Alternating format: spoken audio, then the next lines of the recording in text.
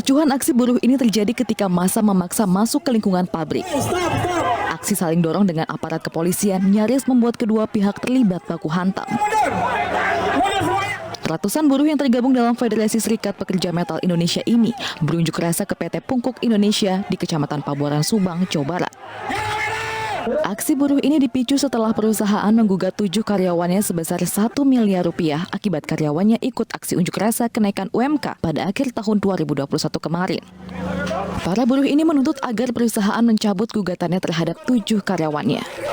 Yang kedua, kasus ini sudah akan mulai digelar sidangnya besok di PN Subang untuk sidang pertama kalinya. Sudah ada keputusan belum? Ya, ini kita akan melakukan negosiasi. Maju 3 langkah. Buruh mengancam akan mengarahkan massa yang lebih banyak jika perusahaan tidak segera mencabut gugatannya tersebut. Ya, nggak ada bakar kan? Mau apa sekarang? Selamat malam, apa kabar Anda pemirsa? Kerusuhan demo buruh tadi membuka jumpa kita di iNews Prime. Kami juga akan menghadirkan perkembangan informasi. Kedua putra Presiden Jokowi, Gibran dan Kaisang dilaporkan ke KPK. Saya Latif Sregar.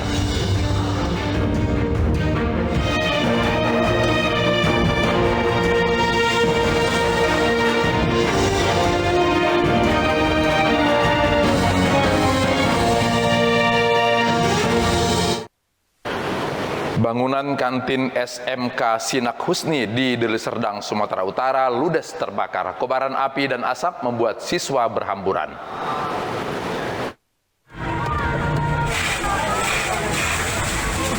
Petugas berupaya menjinakkan api yang berasal dari kantin sebuah sekolah di Jalan Veteran Deli Serdang, Sumatera Utara. Akibat insiden ini, kegiatan belajar mengajar pun dihentikan. Tidak hanya guru, siswa pun ikut membantu memadamkan api dengan peralatan seadanya. Selain memadamkan api, petugas juga berupaya menyelamatkan buku dan perlengkapan sekolah milik siswa. Diduga kebakaran terjadi akibat korsleting listrik dari ruangan kantin yang sudah lama tidak dipakai. Sejumlah meja, kursi, hingga sepeda motor di dalam kantin ikut terbakar. Awalnya kita dapat laporan ada kebakaran, kita datang sampai kemari, itu api udah besar. Jadi penyebabnya itu dalam penyelidikan. Sebenarnya api udah besar, tapi itu pun nggak meluas atau menyebar ke kiri kanan. Tutup yang terbakar itu aja yang habis, jadi sekarang udah padam. Jadi yang terbakar itu kantin. Tidak ada korban jiwa dalam peristiwa ini, namun kerugian ditaksir mencapai puluhan juta rupiah.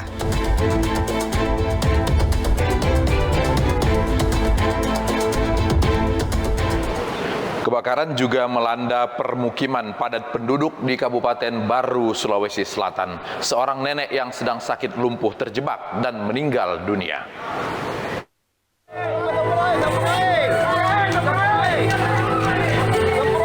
Kebakaran melanda pemukiman padat penduduk di Kelurahan Mangkoso, Kecamatan Sopeng Riaja, Kabupaten Baru, Sulawesi Selatan.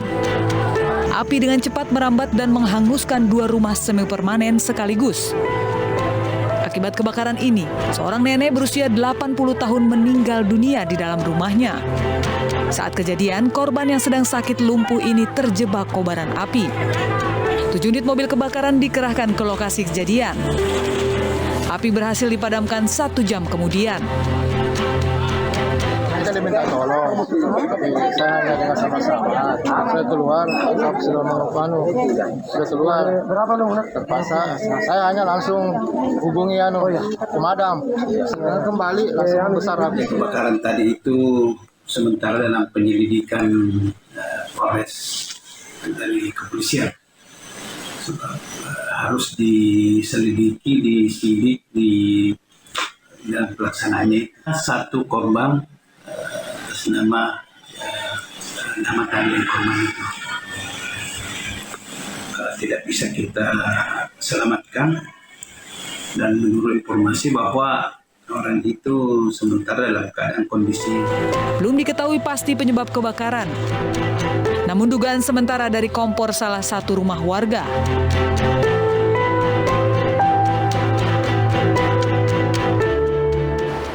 Diduga akibat remblong, truk trailer menabrak 2 mobil dan 4 motor yang tengah berhenti di lampu merah. Seorang pengendara motor tewas dan putrinya luka parah.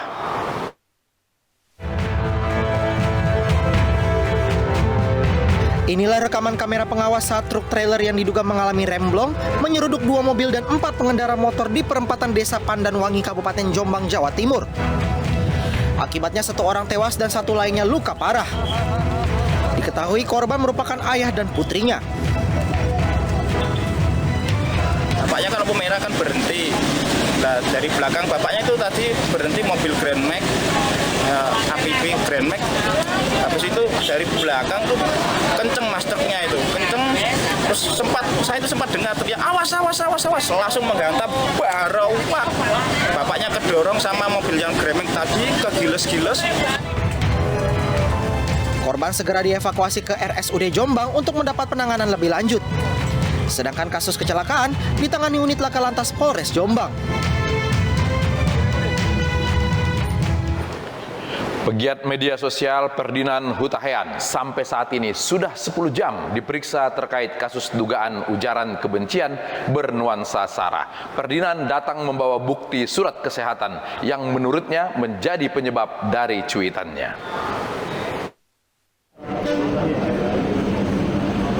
Penggiat media sosial Ferdinand Hutahean memenuhi panggilan penyidik Bareskrim Polri. Ia datang sekitar pukul 10.15 waktu Indonesia Barat didampingi kuasa hukumnya. Kehadirannya dalam panggilan pemeriksaan hari ini dilakukan untuk memberikan klarifikasi dan penjelasan terkait cuitannya yang belakangan menjadi persoalan hukum. Mantan politikus Partai Demokrat ini juga membawa sejumlah dokumen kesehatan sebagai bahan klarifikasi untuk nantinya disampaikan kepada pihak kepolisian. Saya membawa salah satunya bukti riwayat kesehatan saya yang memang inilah penyebabnya. Ya, bahwa yang saya sampaikan dari kemarin saya itu menderita sebuah penyakit sehingga timbullah percakapan antara pikiran dengan hati. Sebelumnya Ferdinand telah mengaku meminta maaf kepada umat Islam dan mengaku khilaf akibat cuitannya hingga membuat kontroversial.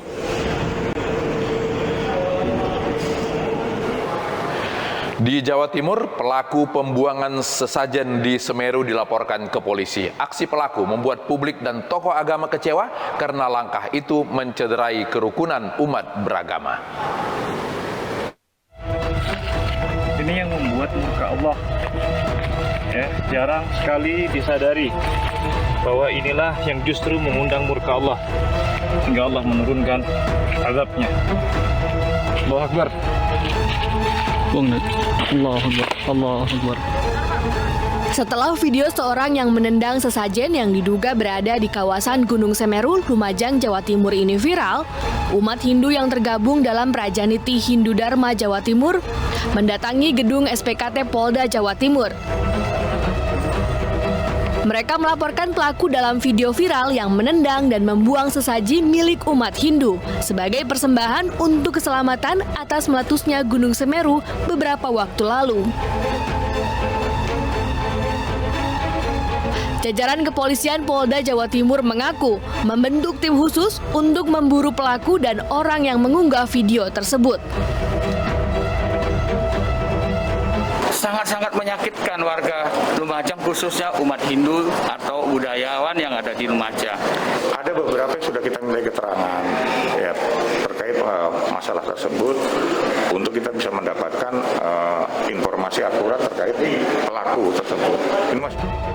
Munculnya video tersebut menuai kecaman dari berbagai kalangan karena dinilai mencederai kerukunan antar umat beragama yang selama ini telah terbangun di Kabupaten Lumajang. Kepala Kementerian Agama Kabupaten Lumajang, Muhammad Muslim, mengimbau masyarakat khususnya warga desa Supiturang agar tidak terpancing dengan peristiwa tersebut. Itu adalah tindakan yang kurang beradab. Ya, dia tidak, kalau mau berdakwah dengan baik lah. Islam menganjurkan kita berdakwah bil hikmah wal mau'izatil hasanah, tidak kemudian merusak apa yang menjadi keyakinan orang lain. Menyikapi video viral itu, putri mendiang Gus Dur Alisa Wahid angkat bicara. Menurutnya tindakan pelaku tidak bisa dibenarkan dalam konteks menjaga keragaman dan keberagaman di Indonesia.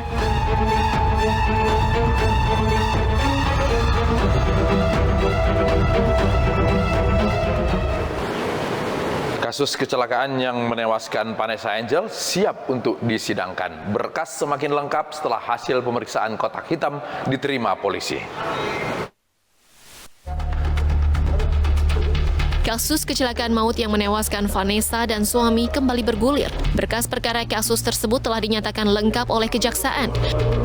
Kini polisi akan melimpahkan berkas tahap 2, yakni barang bukti dan tersangka kecelakaan Tubagus Muhammad Jody selaku sopir Vanessa.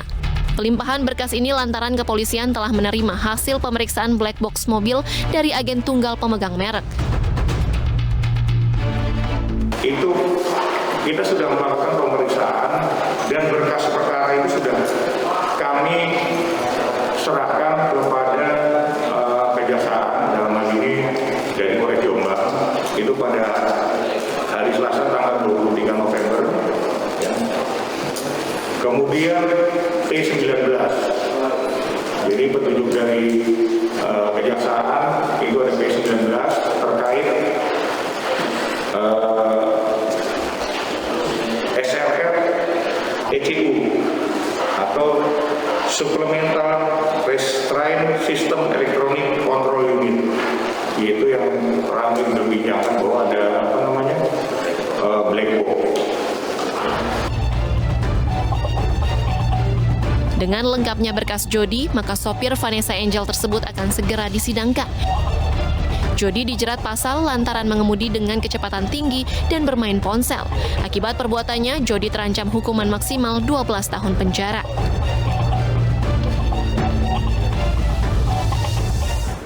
Sementara selebgram penggalang donasi untuk Gala, putra sematawayang Vanessa, akan diperiksa Kementerian Sosial. Pemeriksaan berkaitan dengan pengumpulan uang yang berujung pembelian rumah untuk Gala.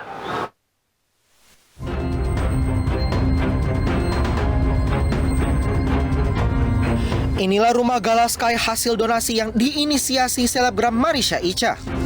Rumah hasil penggalangan dana dari warganet dan sahabat Vanessa ini sedianya akan ditempati Gala Sky dan pihak keluarga suami Vanessa, Bibi Ardiansyah. Namun kini setelah pihak keluarga Vanessa, Dodi Sudrajat, mempermasalahkan perihal izin penggalangan dana, rumah untuk Gala pun terancam disita. Kasus penggalangan dana untuk Gala pun menyita perhatian Susi Pujiastuti. Susi mempertanyakan mengapa penggalangan dana yang berujung pembelian rumah harus melalui izin. Kemensos berdalih pengumpulan dana dari masyarakat diatur dalam Undang-Undang Nomor 8 Tahun 2021 tentang pengumpulan uang dan barang. Desember silam, Marisha Icha bersama mertua Vanessa menutup rekening donasi rumah untuk Gala. Dalam kesempatan itu, nenek Gala mengucapkan terima kasih atas donasi yang mencapai 1,8 miliar rupiah. 1,8 miliar, alhamdulillah. Kita akan pindahkan ke rekening yayasan, Masya Allah. Nambah 2 hari, nambah 400 juta. Masya Allah, Masya Allah, Masya Allah. Cuman kita pengennya biar bersatu aja di yayasan, kan? Biar satu orang. Nanti kita kirim nomor rekening yayasannya itu ya. Insya Allah.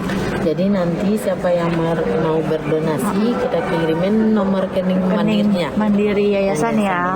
Karena rekening mandiri, rekening yayasan tuh udah jadi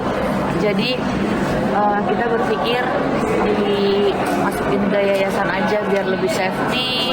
Nanti kita bisa rembukan sama-sama. Di dalam yayasan kan banyak orang tuh di dalamnya gitu, jadi nggak perlu khawatir. Kini jelang pemeriksaan dirinya besok, selebgram Marisha Icha menyiapkan bukti aliran dana donasi yang belakangan dipermasalahkan ayah Vanessa, Dodi Sudrajat. Tidak hanya aliran donasi, bukti mutasi rekening juga disiapkan sebagai bekal pemeriksaan.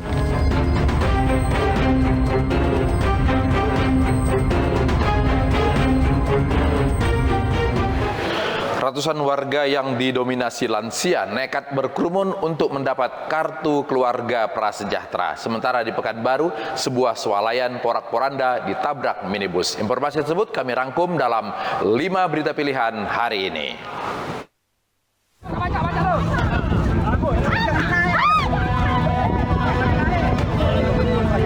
Inilah detik-detik saat sebuah mobil tercebur ke dalam sungai. Penumpang mobil berjibaku menyelamatkan diri dan berenang sesaat sebelum mobil tenggelam. Peristiwa ini terjadi di komplek perkantoran Terdapu Tanjung Senai, Ogan Ilir, Sumatera Selatan. Diduga insiden ini terjadi saat mobil yang sedang diparkir di tepi sungai lupa direm tangan.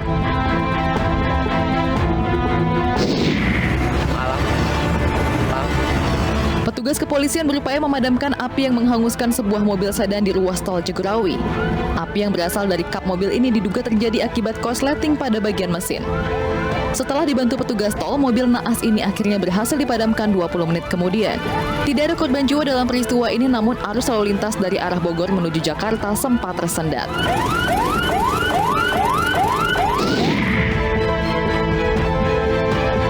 Swalayan di kawasan Pekanbaru ini porak-poranda setelah digeruduk sebuah mobil. Saat kejadian, pemilik mobil sedang turun merokok dan istrinya belanja di swalayan. Mobil yang hanya ditumpangi cucu mereka tersebut pun tiba-tiba jalan sendiri dan menyeruduk swalayan. Insiden yang mengakibatkan 6 orang terluka ini kini tengah dalam penyelidikan polisi.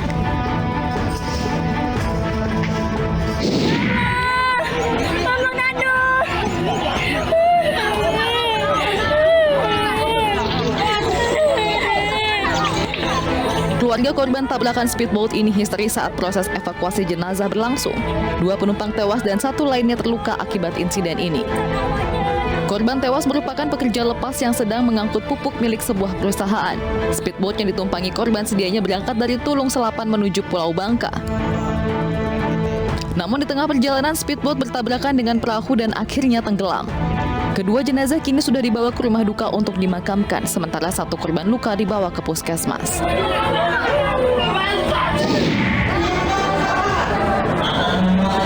Mengabaikan protokol kesehatan, ratusan warga didominasi lansia ini rela berdesakan demi kartu keluarga sejahtera. Mereka nekat saling dorong dan berkerumun di balai warga Kelurahan Sukasari, Tangerang, Banten. Lebih ironis, tidak ada upaya dari petugas untuk memecah keramaian dan membuat antrean lebih tertib. Kerumunan ini diduga akibat pengisian formulir masih dilakukan manual dan minimnya sosialisasi kepada warga. Kartu keluarga sejahtera adalah salah satu syarat yang harus dimiliki calon penerima bansos. 36 warganya positif COVID, sebuah RW di Krukut, Jakarta Barat di lockdown. Ainus Prime segera kembali.